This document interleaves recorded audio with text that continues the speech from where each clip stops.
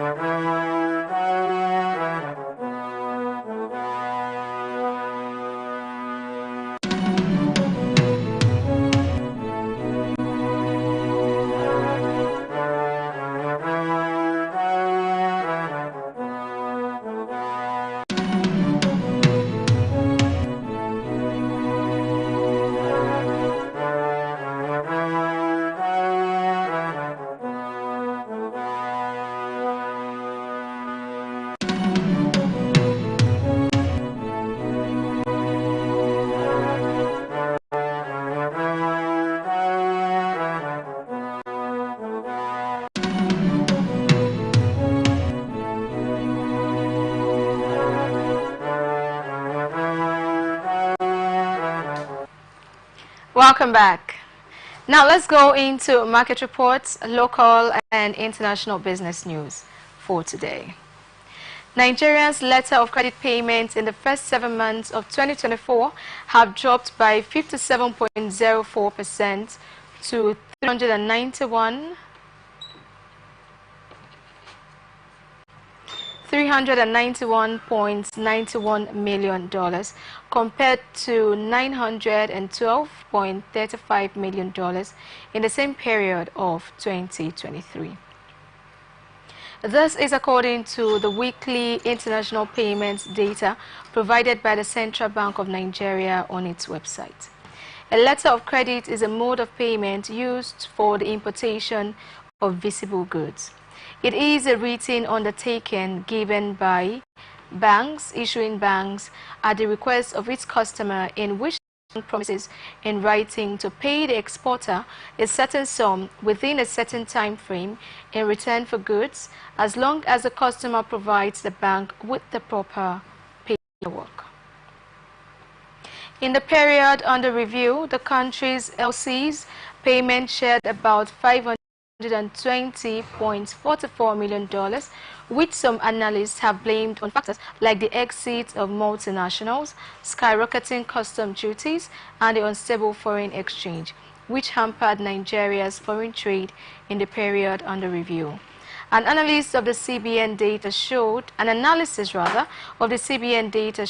that the highest LC payments this year were recorded in February at $102.59 million, followed by July at $79.65 million and $58.33 million in January. In March, LC's payments stood at $43.53 million compared to $269 million in the same month in 2023. Rose to $54.02 million in April 2024 and dropped to $21.48 million in May before rising to $32.26 million in June. Efforts by the federal government to ramp up power generation seem to be suffering a setback following the refusal of the electricity distribution companies to take up the power allocated to them.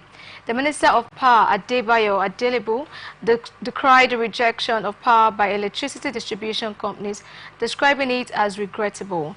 He disclosed this in a statement on Sunday. According to the minister, generation peaked at 5,170 megawatts on Friday. Unfortunately, it had to be ramped down by 1,400 megawatts due to the inability of the discos to pick the supply. The minister disclosed this during a facility tour of TBEA South Power Transmission and Distribution Industry in Beijing, China. Adelebu, who was in China to attend the China-Africa Cooperation Summit, also disclosed that the federal government had concluded plans to release $800 million for the construction of substations and distribution lines under the Presidential Power Initiative. The money, he said, will ensure the construction of substations for Lot 2 and substations and distribution lines for Lot 3 at a cost of $400 million each. Lot 2 covers Benin, Port Harcourt, and Enugu distribution companies, franchise areas, while Lot 3 covers Abuja, Kaduna, Jos, and Kano Discos franchise areas. During an interactive session with TBEA management, Adelebu assured them of the federal government's commitment to working with world-class organizations like TBEA to achieve the renewed hope vision of President Bola Tinubu for the power sector, especially in the areas of transmission and distribution, as well as renewable energy. In July, the Nigerian Electricity Regulatory Commission rolled out tough sanctions against discos that commit infractions capable of inflicting pain on consumers. Among other things, NERC said it would reduce 5% of the administrative and operational expenditure of any electricity distribution company that failed to offtake at least 95% of the total energy allocated to it for distribution. The Commission's order on performance monitoring framework for all the discos stipulated that failure to offtake up to 95% of available nominations in any month will attract issuance of a ratification directive.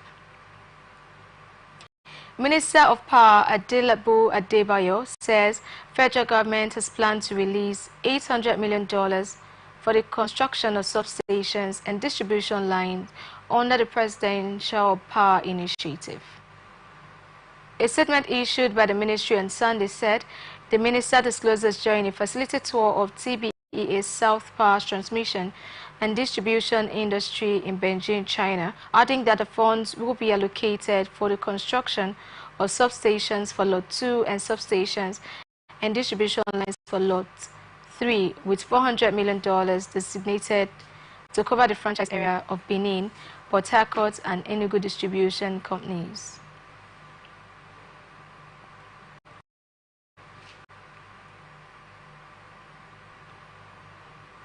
Let's go.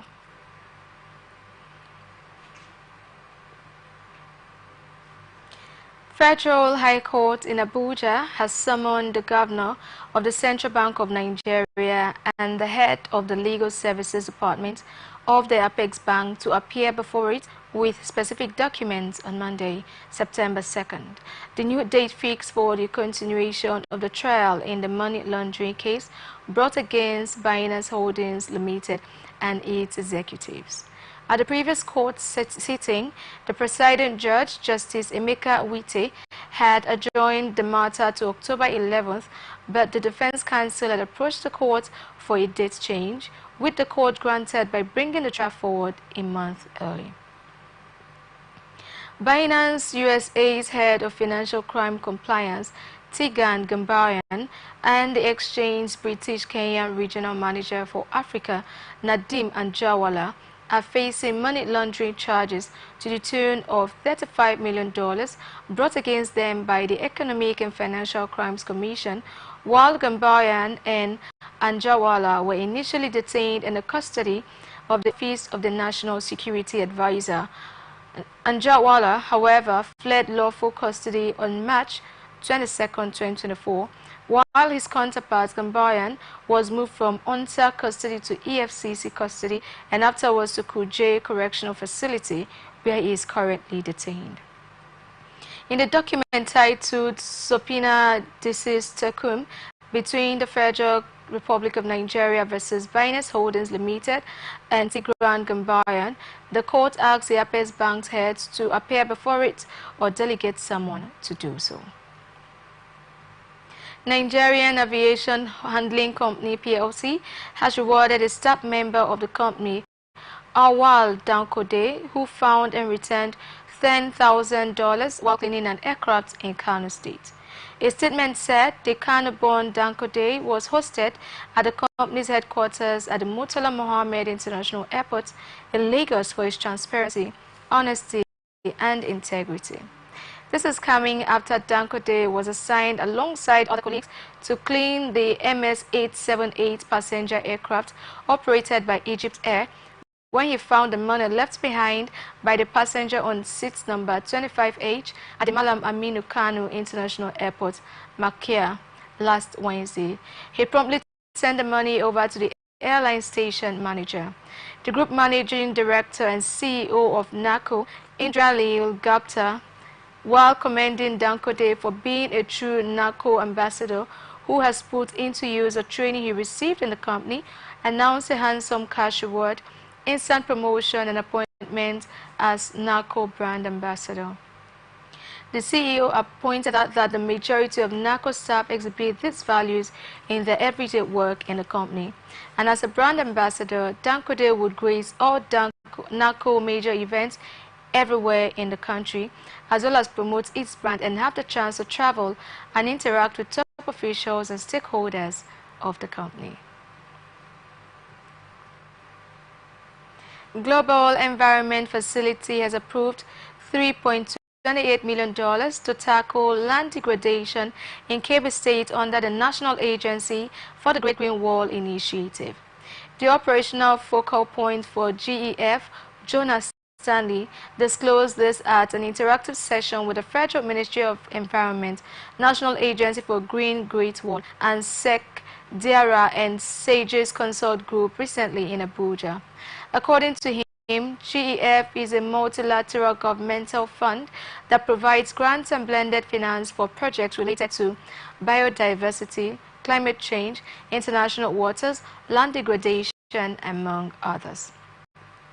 Stanley, who is also the Director of Planning, Research and Statistics in the Ministry of Environment, noted that GEF was a funding mechanism that supported more than 185 countries around the world, including Nigeria, in dealing with environmental issues. He said that Nigeria had benefited from GEF over the years. According to Stanley, the support comes in cycles, adding that Nigeria is now in the GEF 8 cycle, which started in 2022 and will last until 2026. On his part, the representative from SEC, DARA, and SAGES Consort Group, Professor Robert Yuba, said the target of the funds was to get the land restored and community resuscitation. In his remarks, the Director General of NAGGW, Salah Abubakar, assured that the project would be executed with the funds. Also, the Acting Director of Planning Policy and Coordinator, NAGGW, Dr. Innocent Alenyi, commended the establishment of the agency to tackle deforestation and land degradation. He added that civil societies were crucial to the success of the agency's initiative in the country. You're watching ATM Business and Atlantic Television Network. We will be back after this break.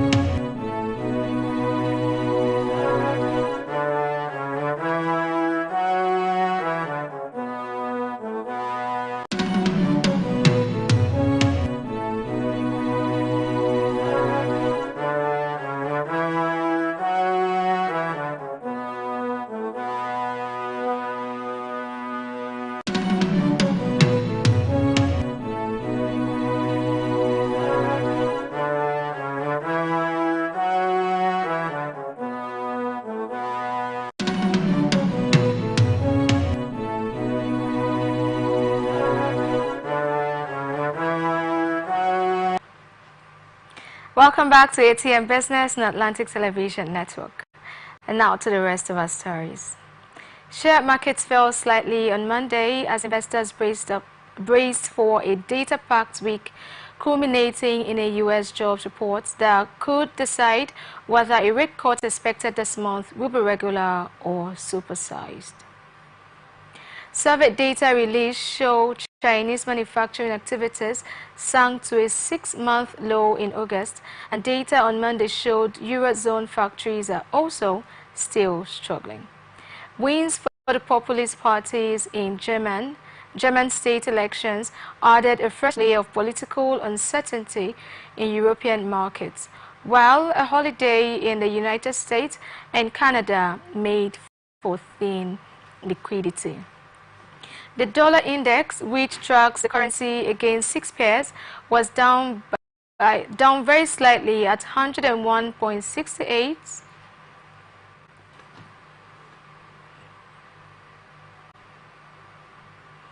101.68 after hitting a 2-week high overnight. The U.S. currency climbed 0.55% against yen to 146.96. Chinese stocks lost 1.7%, led by losses in real estate after a survey showed home prices growth had slowed. Shares of New World Development, a major Hong Kong property developer, dived 14% after it estimated a net loss. Futures for the U.S. S&P 500 index were down 0.1%, while those for the tech-laden Nasdaq 100 were flat. U.S. stock markets were closed for Labor Day on Monday, and treasuries were untraded. The big event of the week will be the U.S. non-farm payrolls report on Friday, which is expected to show economy added 165,000 jobs in August, up from 114,000 in July. Traders currently think a September Federal Reserve rate cut is nailed on and see a 33% chance that it could be an outsized 50 basis point reduction, but that could shift on Friday.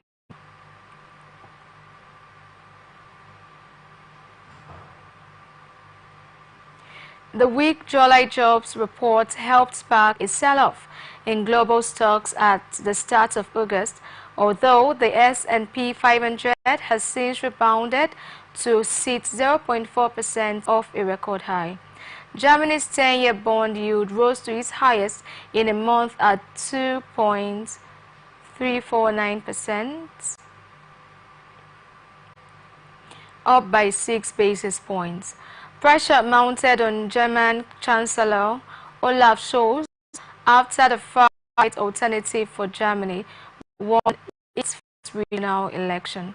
September has recently been a down month for stocks and bonds, analysts said, perhaps adding to the caution on Monday. Deutsche Bank analysts said stocks 600 have lost ground in each of the last 4 Septembers, while global bonds have fallen in the last 7. Also important this week will be U.S. survey data, job opening figures, weekly jobless claims, and the Fed's beige book on current economic conditions. Oil prices were little changed after falling in recent days. Brent crude held steady at 76.91 and barrel down more than 5% from a week earlier.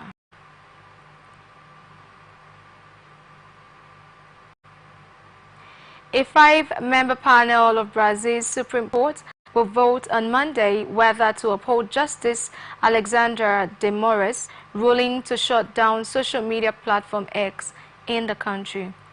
Moraes, whom X owner Elon Musk has labeled a dictator, has called a virtual session of the court's first chamber, of which he is a member, so peers can review his decision.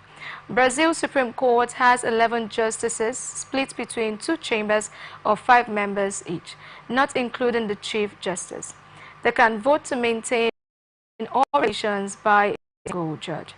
Justice Carmen Lucia Luis Cristiano Zenin and Flavo Dino sit in the first chamber alongside Moraes. X was taken down in Brazil, one of its largest markets, in the early hours of Saturday following a decision by Moraes, who has been locked in a months-long feud with Musk. The popular social media platform missed the court-imposed deadline on Thursday evening to name a legal representatives in Brazil as required by local law, triggering the suspension. The dispute over X has its roots in a Moraes order earlier this year that required a platform to block accounts implicated in probes of alleged misinformation and hate. Musk has argued that Moraes was trying to enforce unjustified censorship and close the X office in Brazil in August without appointing a new representative. The judge has insisted that social media needs hate speech regulations. Moraes' latest decision was backed by Chief Justice Luis Roberto Barroso.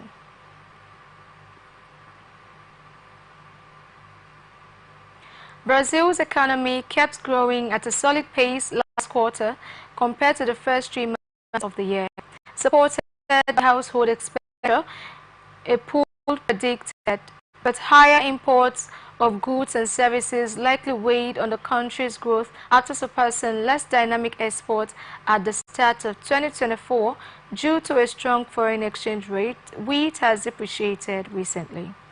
Second quarter gross domestic product figures scheduled for Tuesday are forecast to show a 0.9% expansion versus the January to March period, when the economy advanced 0.8%, according to the median forecast of 18 analysts pooled August 28th to September 2nd. While public spending contributed with an increase in social benefit payments as well as an aid related to floods in April and May, on the downside, the external sector was likely a drag for growth due to high imports. They added in a report Santander analysts saw a 7.8% quarterly rise in imports versus a much lower 1.3% gain in exports. In the first quarter, imports and exports grew 6.5% and 0.2% respectively, as Brazilians plowed into foreign goods and services. Meanwhile, from the point of view of supply, total industrial production, including mining, should have expanded by 1.2%, an advance partly offset by a 2.4% contraction in the smaller farm sector, according to Santander. This is where we wrap it up on this edition of ATM Business on Atlantic Television Network here in the city of Port Harcourt. I am Wendy Aguma. We are open for advert placements, bookings, and commercials. Stay connected on ATM socials, Facebook and YouTube, Atlantic TV Network, Instagram and TikTok, Atlantic TV Network 1, X formerly Twitter, Atlantic TV Net. Watch us live on our website, Atlantic Network TV.